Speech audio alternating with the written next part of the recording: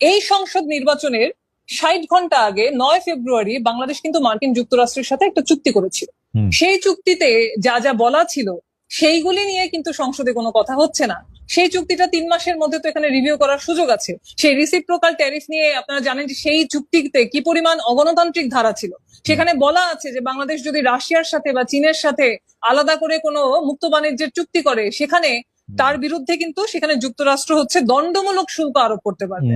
এবং এখানে বলা ছিল যে বাংলাদেশ যুক্তরাষ্ট্র যে সমস্ত দেশের উপরে এখানে হচ্ছে গিয়ে বাধা নিষেধ আরোপ করবে, বাংলাদেশেরও সেখানে সেরকম পরিপূরক বাধা নিষেধ আরোপ করতে হবে। মানে এটা শুধুমাত্র বাণিজ্যিক চুক্তি নয়। রাইট, ওই চুক্তি করতে পেরেছেন, সেই পুরস্কার হিসেবে তো ডক্টর খলিলুর রহমানকে এই সরকারও রাখা হয়েছে। এটা তো মারাত্মক ভালো চুক্তি করেছেন উনি।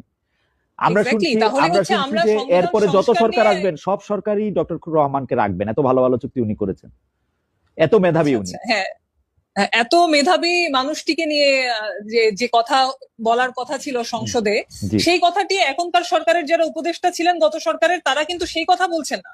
বাংলাদেশের স্বার্থ সংরক্ষণ নিয়ে যদি তাদের এতই মাথা ব্যথা থাকবে, তাহলে গত আমলে যখন লালদিয়া পানগাঁও টার্মিনালের চুক্তি হলো তখন তারা চুপ করেছিলেন কেন?